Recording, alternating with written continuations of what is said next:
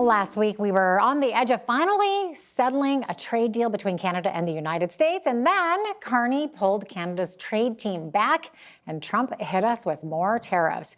So what will happen next? Well, with more on this is Toronto Sun columnist and regular BCN contributor Brian Lilley. Brian, welcome back. Great to have you always. Thanks for having me. Of course. So, Brian, the Carney government has unveiled their list of measures to respond to the latest tariffs from the Trump administration in Washington, and it includes counter tariffs of between 15 to 50% on a long list of goods, I guess, worth $27.6 billion, and it includes changes to employment insurance, but thankfully for the oil and gas sector, no export tax. So you've been speaking to people in the know on talks about this issue, Brian. So what are you hearing about Alberta energy and this trade spat? Well, before I tell you about that, I'll tease you and then we'll come back to it. Okay. You might want to go clothes shopping and makeup shopping quickly before these counter tariffs come in. More on that in a moment. That's the tease, okay? But in terms of oil and gas, look, you've been hearing people say that, Ontario Premier Doug Ford, everything's got to be on the table. It sounded like he was trying to coax on Alberta Premier Danielle Smith and Saskatchewan Premier Scott Moe into putting oil and gas and potash and uranium on the table. I have not spoken directly to Premier Smith or Premier Moe, but I knew that was a non-starter. It's not going to happen. What Ford was alluding to is an export tax on oil and gas or potash. Main ingredient in fertilizer. American farmers use a lot of Canadian potash. Uranium for, there's not a lot of it sold to the United States. They don't use a lot of nuclear energy since 3 Mile Island. It's kind of sad. They should be. But this idea that we put an export tax on is widely supported in Eastern and Central Canada, it seems. In fact, the first question asked of Finance Minister François-Philippe Champagne and the other ministers who unveiled the list of countermeasures was from a Toronto Star reporter who wanted to know why oil and gas wasn't on the list. There are many reasons for that, like an export tax on oil and gas. One of them is, in trade spats like this, you're supposed to, convention is, okay, you tariff me on certain goods at a list of about $28 billion. I tariff you at about the same rate on similar goods. It doesn't have to be exactly the same, but similar value, similar impact, that sort of thing.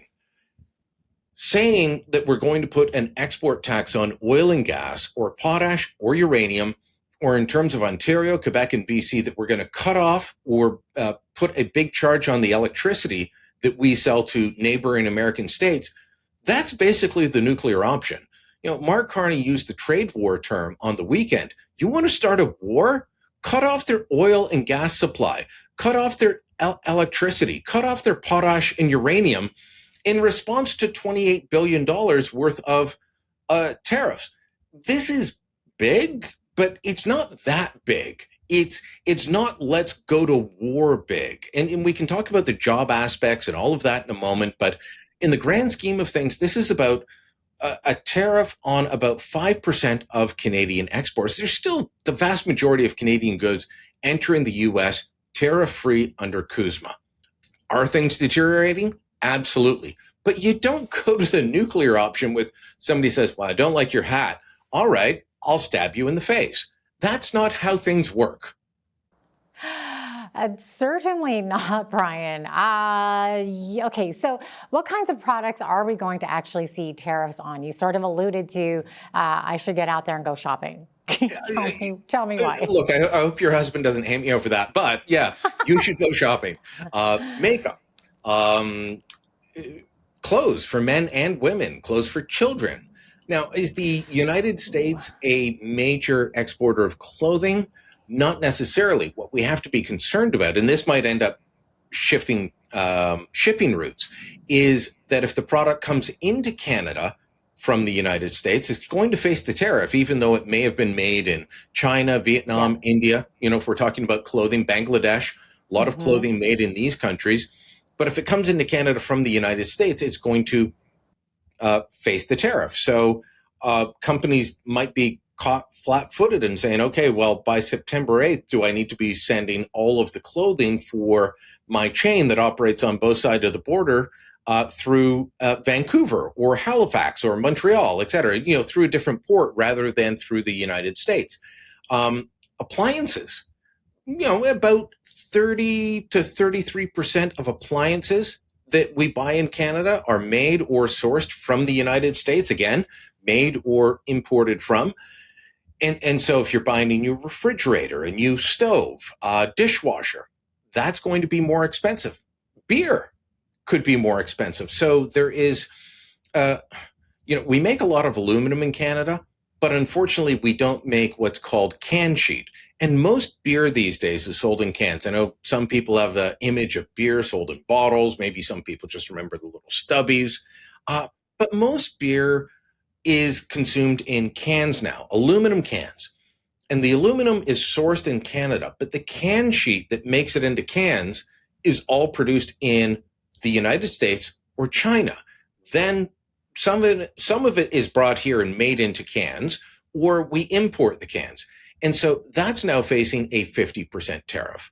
The aluminum's being tariffed as it goes into the United States, then the finished product is being tariffed as it comes back into Canada so that it can fill the can with beer or Coke or Pepsi or whatever. So all of these things are going to be going up. Yeah, definitely. You mentioned employment insurance. So what about those changes? It seems that the government wants to keep people attached to their jobs. So what do these moves do?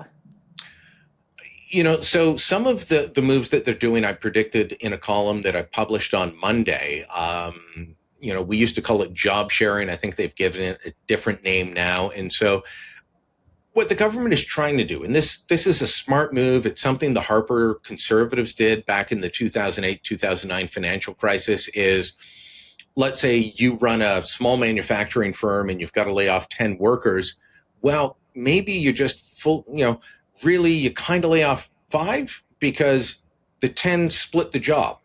And so you work half time, I work half time, and employment insurance payments are there to not cover exactly everything, but cover part of it.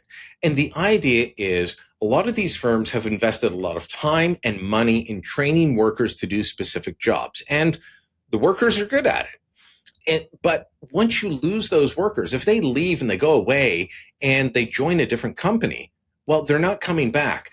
You want them to stay attached in some way to that company. And so that does that aspect. There's some aspects of the EI insurance that I think are crazy. They're eliminating, it used to be a 2-week waiting period, went down to 1. Now they're eliminating, there's no waiting period for getting EI. You get it right away. You can still be getting severance and vacation payments and be getting EI. That's definitely different. Yeah, I think the Liberals are going a bit too far on this. They have changes for long tenured workers. If you've been at a company for a long time, you get longer EI to try and make sure that you go back. That's actually a good thing. And there's very good reasons for that. As I said, it's similar to job sharing. It's about keeping skilled workers attached to the company that needs them and the company that can pay them well. Those are all good things. But these ones that just make it so that you get EI immediately, I think at that point, they're just pandering for votes. So interesting. Sounds like the government has been up to a lot the past few days here. Getting back to the tariffs for a moment here, Brian, these tariffs that Canada is imposing on the U.S., of course, in response to tariffs on of roughly, $28 billion imposed on Canadian exports to the United States. So not many Albertan exports on that list. So, but there could be job losses here in Alberta. So what are we talking about? So when you look at the provinces that will be hardest hurt, both in terms of exports that they're sending to the U.S. and jobs, the big 3 are Ontario, Quebec, British Columbia. And when you look at the percentage of exports from each province, that's the case. When you look at the jobs lost, that's the case. In terms of exports going to the U.S. that will be hit, Alberta's way down. It's like 1.2 or 1.4%. Forgive me for not remembering the exact figure, but that's tiny. But when it comes to job losses, Alberta's number 4. So Trevor Toome from the University of Calgary did this analysis and laid it all out. And he expects like about 90,000 jobs could be lost as a result of the American tariffs being imposed. This does not include anything from the Canadian counter tariffs, but just the American tariffs that came into effect Saturday. If they stay in effect, he says about 90,000 jobs lost, 36,000 in Ontario, 18,000 in Quebec, 11,000 in British Columbia, but 9,000 in Alberta. And why? Because it's services and support jobs that, support the other industries that are being hit, that he feels could end up being hurt by these changes. Yeah. When these talks broke down, Trump was fairly quiet initially, which was not like him. But today he's been loud, calling Canadian political leaders weak or liars. I know he and Premier Doug Ford have been kind of trading insults back and forth, and now he's threatening to rename Lake Ontario to Lake America. I don't even know if he has the right to do this. So what do you make of all that, Brian? Well, I doubt he does have the ability to do that. There is a lake, Trump Lake in Ontario that Doug Ford could change the name of without having to go to anybody else, is my understanding. We'll see if he does that. Yeah. It's up near Sudbury for people that know Ontario. Look, normally I say that Doug Ford should just be quiet and not poke the bear. And he loves to poke the bear that is Donald Trump. When Trump was elected, Ford was actually happy and told people that had he been in the U.S. and could vote, he would have voted for him. But then he saw what Trump was doing and said, now I hate him. And at the beginning, he was just talking policy. Then it became personal. He takes a lot of personal shots at Trump. And most of the time I say, this is a bad idea. When Trump is taking all these personal shots at Canadian leaders and Canada, I don't actually mind Ford doing this, because I think, Trump probably gives a bit of respect to him on this, even if he's trash talking him. The thing is, if you don't like Donald Trump today, Donald Trump doesn't like you. But if you like Donald Trump tomorrow, he's going to like you. And so things can change on a dime with this guy. So I'm not going to sweat too much over this. But the Lake America thing, oh no, that's not going to happen. Bring it on. We're always going to call it Lake Ontario. Why don't we just try to unilaterally change the name of Lake Michigan, which, by the way, is the only Great Lakes that Canada has no say over. That's exactly right. It's the only one that's fully in the United States. All the rest border the two countries. I mean, he already did this to the Gulf of Mexico, right? The Gulf of America. Yeah. He didn't talk to Mexico about it. But okay, we are out of time, Brian, but I want to get this in to you here. So it sounds like, this is crazy. It kind of blew my mind a little bit, but it sounds like former Alberta Premiers Jason Kenney, who was a Conservative, and Rachel Notley, who was NDP, totally opposite sides of political spectrums here and used to hate each other. It looks like they are now co-chairing a Canadian Chamber of Commerce campaign that seeks to keep the country unified. This, of course, goes back to this whole referendum coming up this October. What are your thoughts on this, Brian? Well, for the people that want Alberta to be independent, you can't find two people they hate more than Jason Kenney and Rachel Notley. I was joking with former Premier Kenney recently, who I've known for years, that he went from being the most far right-wing member of the Harper government to a far left liberal who can't be trusted to do anything in very short order. And so now he's going to do this with Notley. That will encourage people that already hate him. Look, this reminds me of things that happened in the 1995 referendum. I'm old enough to remember that. People who were from different political parties came together and said, look, we disagree on everything else, but we agree the country should stay together. That's the Quebec referendum. Well, of course, the same thing's going to happen here. And, I always say in politics, we disagree on the prescription. We don't disagree on the illness. And so we all agree there's a problem over here. The disagreement is how do we solve it? And on this issue, Notley and Kenney agree. Alberta is better off within Canada.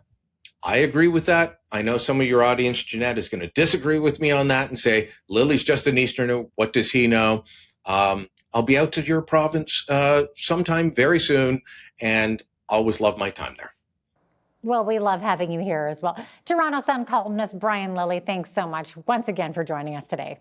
Thank you.